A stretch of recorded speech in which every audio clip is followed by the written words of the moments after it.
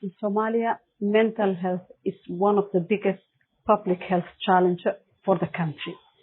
Somalia has recently developed a strategy for mental health.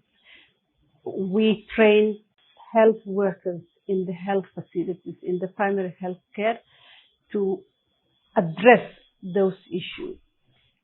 Mental health human resource is non-existent in the country. What we are asking the agencies working in the field of health and the donors is to address with us this big issue.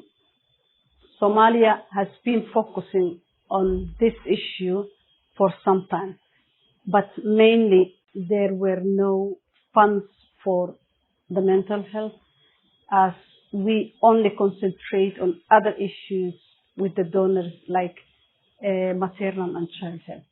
But we need to recognize that it has to be as well important as other aspects of the public health in Somalia. We need to train more people. We need to have people capable who can understand and follow the patient.